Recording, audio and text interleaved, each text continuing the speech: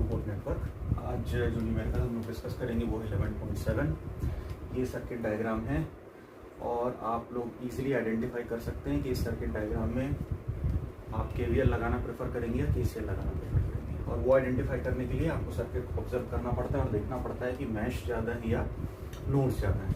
As you can see, अगर मैं node निकालने की कोशिश करूँ तो ये यहाँ पे एक भी कंपोनेंट इस पर्टिकुलर ब्रांच में प्रेजेंट नहीं है, इसलिए ये सारे के सारे नोड आपस में कैसे हैं, इंटरकनेक्टेड है।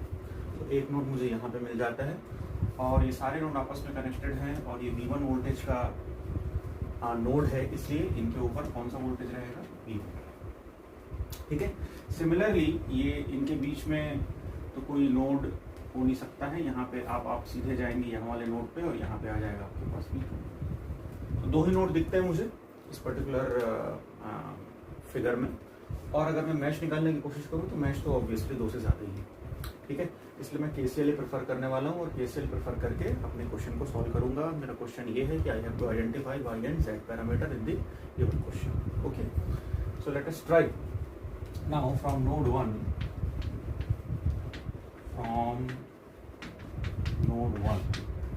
1 के लिए हम लोग इक्वेशन लिखने की कोशिश करते हैं। यहाँ से करंट इंटर करेगा जिसको हम बोल रहे हैं I1 as per the convention of two port और यहाँ से I2। ठीक है। नाउ फॉर I1 इस पर्टिकुलर नोड के लिए कैसा करंट है, इनकमिंग करंट है तो हमने ले लिया उसको -I1। ठीक है, plus V1/1। Now you can see कैसा सोर्स है ये एक डिपेंडेंट सोर्स है, करंट सोर्स है। और किसके ऊपर डिपेंडेंट है, वोल्टेज के ऊपर डिपेंडेंट है। कौन से वोल्टेज के ऊपर डिपेंडेंट है, जो आउटपुट में प्रेजेंट है। इसका मतलब वोल्टेज जो है वो करंट सोर्स की वैल्यू को क्या कर रहा है, कंट्रोल कर रहा है। तो वोल्टेज जब करंट सोर्स की वैल्यू को कंट्रोल कर रहा है, इसका मतलब ये है वोल्टेज कंट्रोल्ड करंट सोर्स। ठीक है, तो वोल्टेज कंट्रोल करंट सोर्स है। अब हम क्या इक्वेशन लिखने की कोशिश कर रहे हैं, केसीएल का इक्वेशन लिखने की कोशिश कर रहे हैं। मैंने आपको हमेशा बताया है कि irrespective of the controlling parameter, जो हमारा सोर्स का डेफिनेशन है वो कभी चेंज नहीं होगा। जैसा हमको सोर्स को जैसा एज इट इज कंसिडर करना है, जैसी उसकी प्रॉपर्टी होती है। ठीक है, तो अभी ये कैसा सोर्स है, करंट सोर्स है और हम किसका इक्वेशन लिख रहे हैं, केसीएल का इक्वेशन लिख रहे हैं। तो हम एज इट इज इसको अपने इक्वेशन में इंक्लूड करेंगे with the value given in the problem। ठीक है, कितना वैल्यू गिवन है, 2V2 और इसका डायरेक्शन कैसा है, टूवर्ड्स द नोड है, इनकमिंग है नोड के लिए, इसलिए हम इसको लिख देंगे -2V2 विदाउट थिंकिंग एनीथिंग। ठीक है, एज इट इज, क्योंकि करंट सोर्स है, आप केसीएल का इक्वेशन लिख रहे हैं, आप उसको एज इट इज कंसिडर करेंगे। ठीक, नाउ अब यहाँ पे आ जाते हैं V1 और V2 के बीच में ये सारे कंपोनेंट्स प्रेजेंट हैं। 11.6 हम लोग सॉल्व कर चुके हैं। मैंने आपको बता ही दिया है कि डिफरेंस का इक्वेशन कैसे लिखते हैं। ठीक, उससे भी आप लोग देख के लिख सकते हैं इसको। फिर भी प्लस करके यहाँ पे आप लिख लीजिए, ये V1 है, ये V1। ठीक है, माइनस, अब ये जो करंट है, ये वाले करंट की बात कर रहे हैं हम लोग। ठीक है, तो V1 माइनस, ये माइनस है, ये 2V1, तो आप ब्रैकेट में लिख लीजिए माइनस ऑफ 2V1। क्यों माइनस ले रहे हैं हम लोग, क्योंकि करंट कहाँ से एंटर कर रहा है, माइनस से एंटर कर रहा है। करंट अगर माइनस से एंटर कर रहा है तो पोलैरिटी वोल्टेज हमको कैसे लेनी पड़ेगी, माइनस लेनी पड़ेगी। तो ये -2V1 हो गया और ये माइनस किस लिए है, क्योंकि हम लोग डिफरेंस निकाल रहे हैं। ठीक है, पोटेंशियल डिफरेंस निकाल रहे हैं। ठीक, और यहाँ से ये V1 यहाँ मैं हटा रहा हूँ, यहाँ से ये हो गया। उसके बाद एक और कौन सा वोल्टेज यहाँ पे प्रेजेंट है, फाइनली -V2। तो ये हो गया -V2 डिवाइडेड बाय कितना ओम का रेजिस्टेंस है, 1 ohm equals to 0। So this is how we can write the equation. ठीक है, तो I1 का इक्वेशन क्या हो गया, फिर I1 इक्वल्स टू ये हो गया V1 -2V2 plus V1 minus plus 2V1 -V2। तो क्या इक्वेशन हो गया I1 का, भाई I1 का इक्वेशन आ गया V1 2V1 4V1 -3V2, equation number 1। ठीक है, ऐसे ही हम लोग चलते हैं आउटपुट पोर्ट की तरफ, सेकंड पोर्ट की तरफ, और इक्वेशन नंबर 2 निकालने की कोशिश करते हैं। ठीक, इक्वेशन नंबर जब आप 2 निकालोगे तो किसके टर्म्स में निकलेगा, फिर वो I2 के टर्म्स में निकलेगा। तो इस पर्टिकुलर नोड के लिए I2 कैसा करंट है, इनकमिंग करंट है। तो हम क्या ले लेंगे, फिर से -I2 ले लेंगे, -I2 ले लिया। उसके बाद कौन सा करंट है, ये हमारा ये करंट हो गया V2/2। So this will be +V2/2। Okay, and then again V2 से V1 का इक्वेशन हमको लिखना है, ये वाले ब्रांच का इक्वेशन लिखना है, और इस बार हम लोग करंट किस डायरेक्शन में कंसिडर करेंगे, इस डायरेक्शन में कंसिडर करेंगे। इस डायरेक्शन को क्या करेंगे, इग्नोर करेंगे, जैसा हमने पहले भी किया है। ठीक है, तो क्या हो जाएगा ये प्लस V2, अब इस बार करंट कहाँ से एंटर कर रहा है, प्लस टर्मिनल से एंटर कर रहा है, तो -2V1 माइनस V1। देखिए ये 2V1 अलग है और ये V1 अलग है ना। ये 2V1 इस पर्टिकुलर वोल्टेज सोर्स की वैल्यू गिवन है, और ये V1 तो इस नोड के ऊपर जो वोल्टेज वैल्यू हमको मिला है इस पर्टिकुलर V1 के कारण उसके लिए। ठीक, तो उसमें भी कंफ्यूज नहीं होना है। Divided by 1 equals to 0।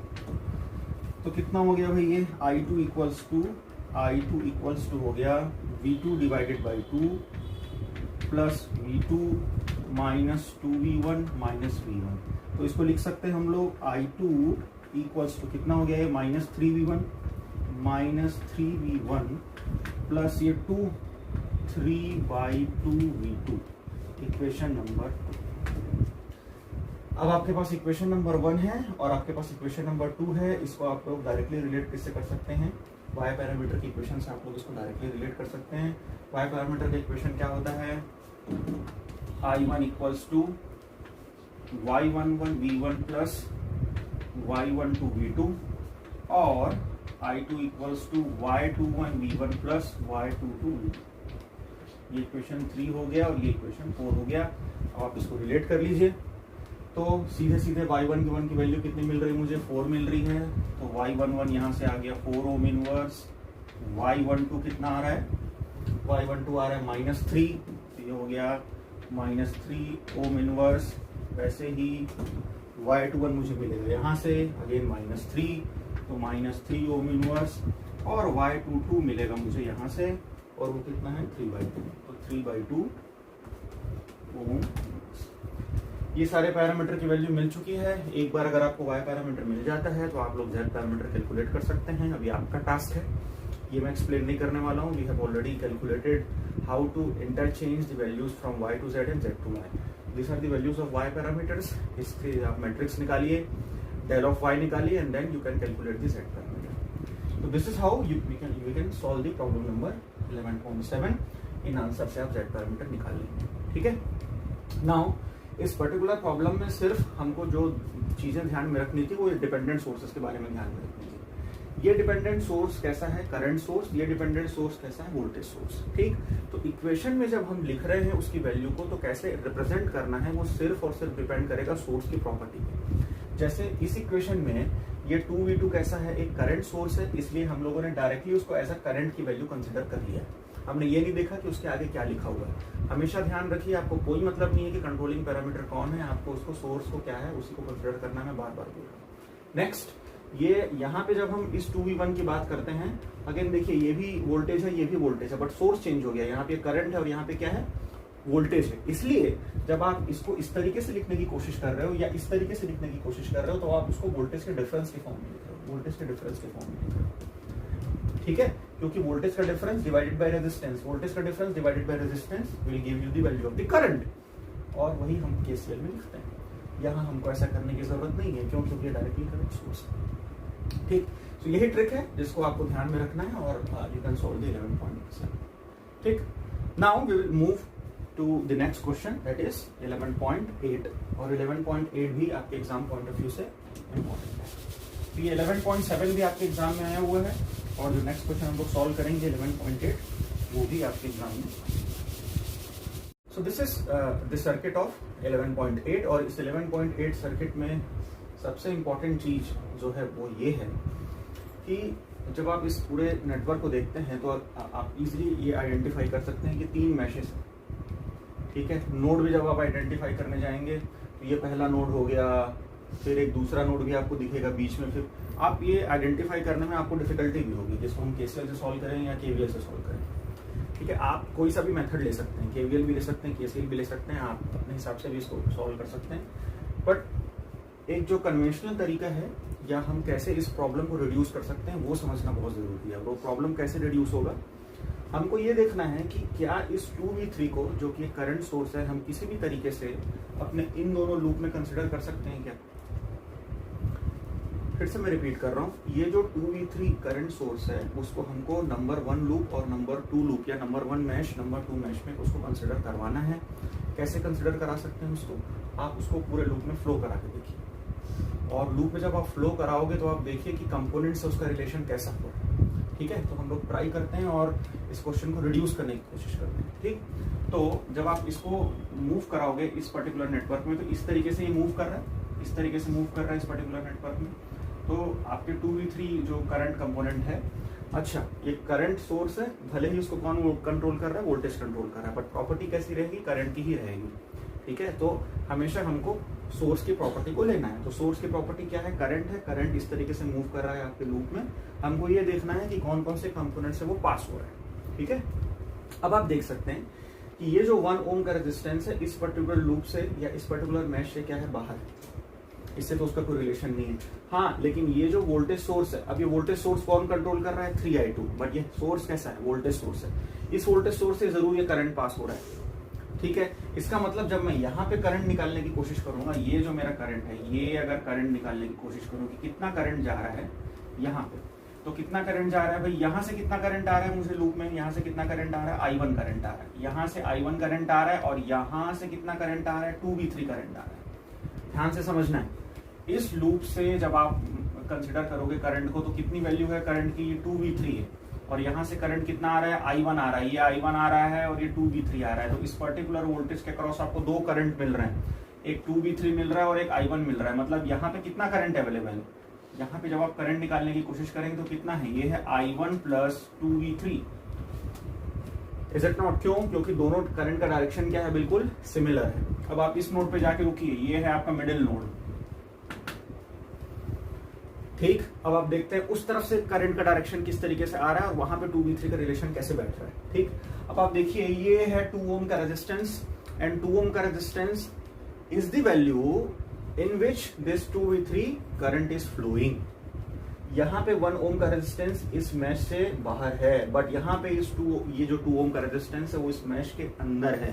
तो आपको 2 ओम का रेजिस्टेंस लेना पड़ेगा, और उस 2 ओम के रेजिस्टेंस से कितने करंट फ्लो हो रहा है, 2v3 करंट फ्लो हो रहा है। तो यहाँ से 2v3 आ रहा है, और यहाँ से कितना करंट आ रहा है, i2 आ रहा है, और i2 और 2v3 का डायरेक्शन क्या है, एक दूसरे के अपोजिट है। तो जब i2 और 2v3 का डायरेक्शन एक दूसरे के अपोजिट है, तो यहाँ पे आपको ये जो करंट है, क्या कहना चाहिए, इसको आगे ले जाते हैं, यहाँ तो ये जो करंट है वो कितना है, ये है i2 माइनस 2v3। तो देखिए ये करंट हम लोगों ने कितना निकाला, i1 प्लस 2v3, और यहां से जो करंट है हमने कितना निकाला, i2 माइनस 2v3। तो 2v3 का जो कंट्रीब्यूशन है आपके इस नेटवर्क में, वो आपने कंसिडर कर लिया इन दोनों करंट सोर्सेस के थ्रू। यहाँ पे करंट निकाल लिया और यहाँ पे करंट निकाल लिया। ठीक है, अब आपको 2v3 अलग से कंसिडर करने की जरूरत नहीं है, क्योंकि आपने उसका कंट्रीब्यूशन इस तरीके से आपके कंपोनेंट्स के अक्रॉस निकाल लिया है। तो इस 2v3 का contribution is completed. Now we have to solve this particular meshes only.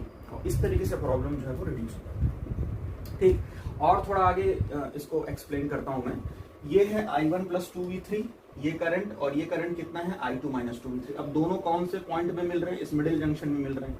जब ये इस मिडिल जंक्शन में मिलते हैं तो फाइनली इसके अक्रॉस कितना करंट फ्लो होगा, देख सकते हैं आप, ये i1 प्लस 2v3 और ये i2 माइनस 2v3। तो माइनस 2v3 और ये प्लस 2v3 आपस में क्या हो जाएंगे, कैंसिल आउट हो जाएंगे, और अल्टीमेटली इस नोड के अक्रॉस ये जो करंट की बात कर रहे हैं, ये करंट कितना है, i1 प्लस i2।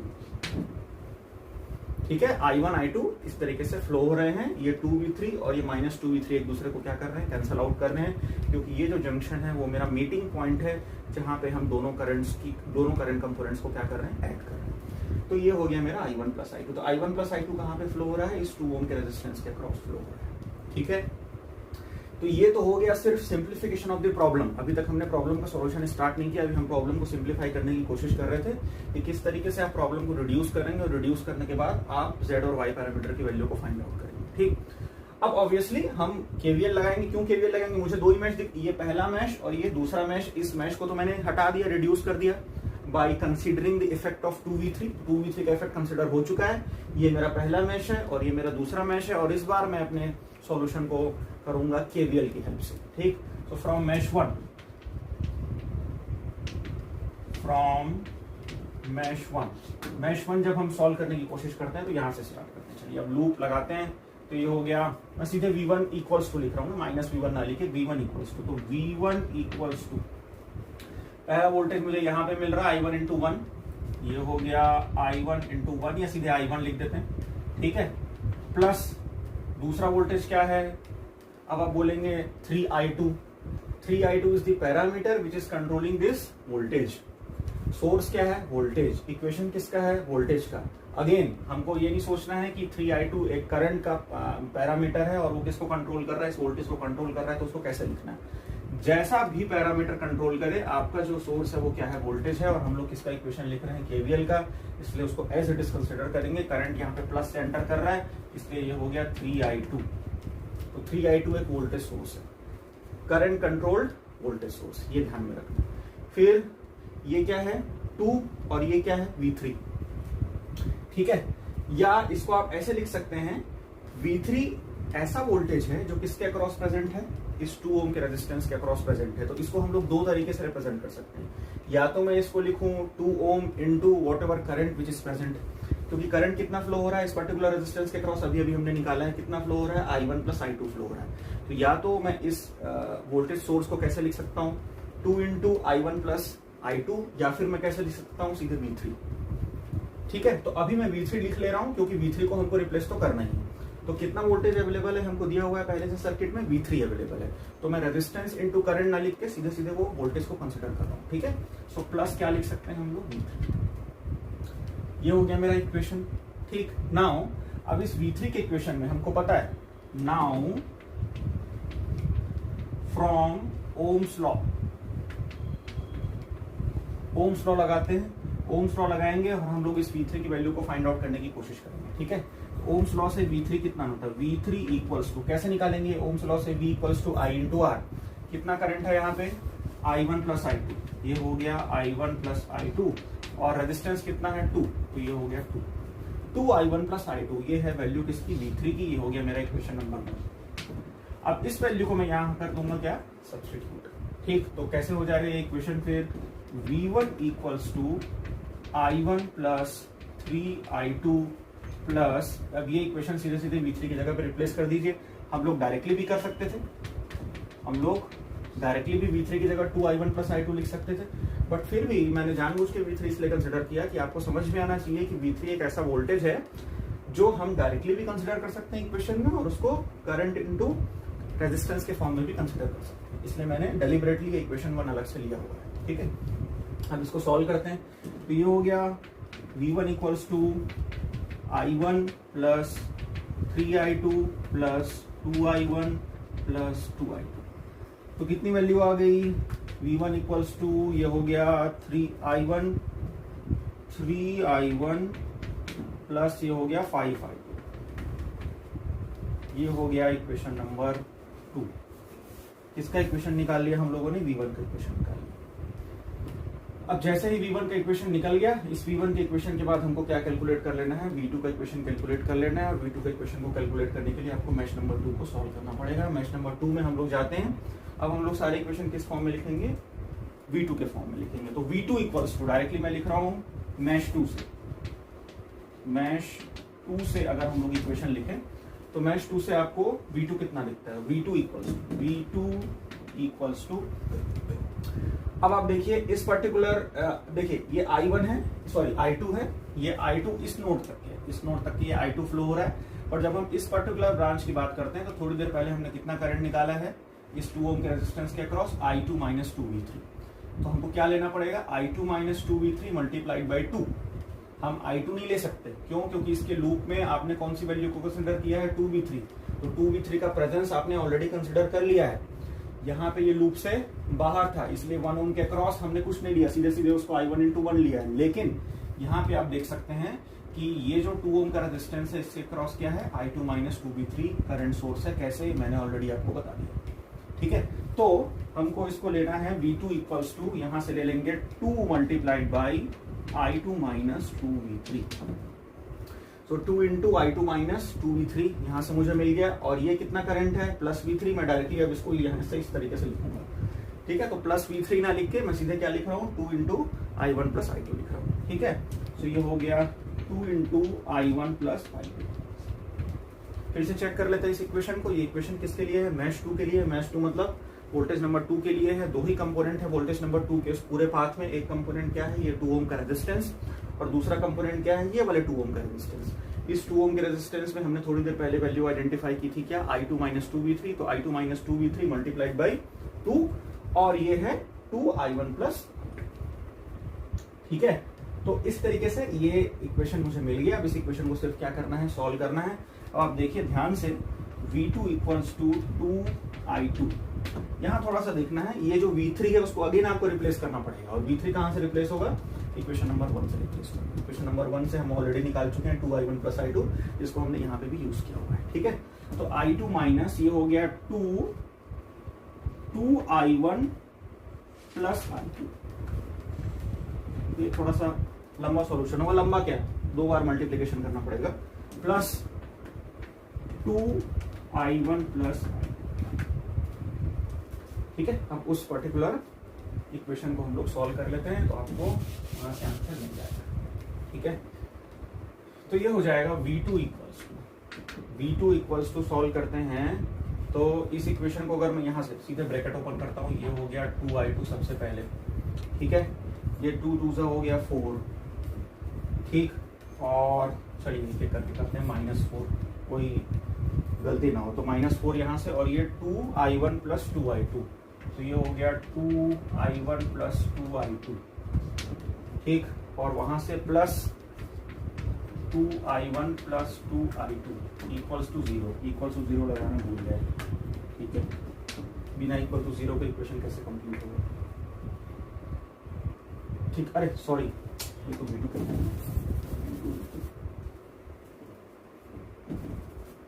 ठीक है।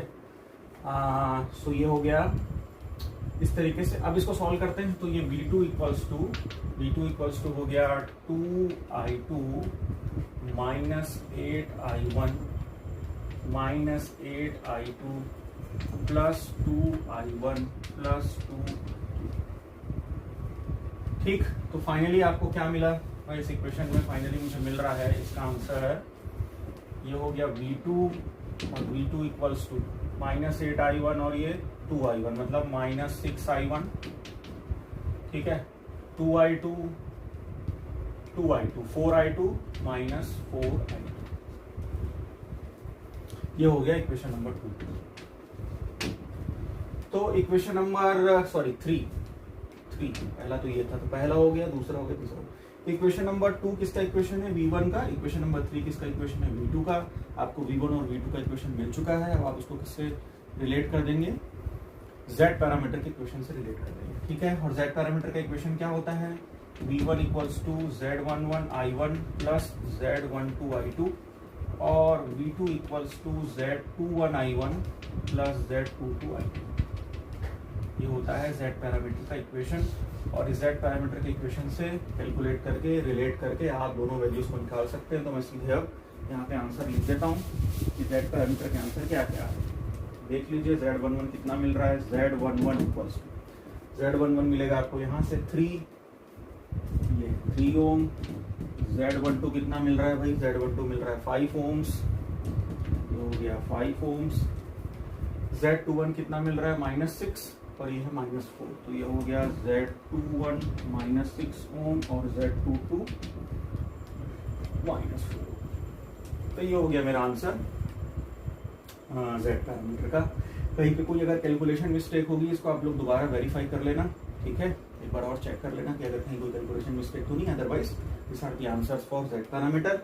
जैसे ही Z पैरामीटर का आंसर मिलता है, हम लोग Y पैरामीटर के आंसर को उससे कैलकुलेट कर सकते हैं। कैसे करते हैं आपको पता ही है। Z से Y का रिलेशन आप निकाल लीजिए और Y पैरामीटर को कैलकुलेट कर लीजिए, ठीक। This is all about 11.8। इसमें सिर्फ एक ही जो पॉइंट था जो कंसिडर करना था हमको, वो है इस पर्टिकुलर करंट सोर्स का इफेक्ट। एक बार करंट सोर्स का इफेक्ट हम लोगों ने इस मैश में कंसिडर कर लिया, तो अलग से फिर उसको कंसिडर करने की जरूरत नहीं थी या नहीं है। और हम लोगों ने इस तरीके से प्रॉब्लम को 3 मैश की बजाय 2 मैश से सॉल्व कर लिया। अब इस इक्वेशन से आप लोग Y पैरामीटर निकालें। सो this is all about 11.8। So thank you for watching this video. I hope you have liked it. Please do like, share and subscribe. Thank you.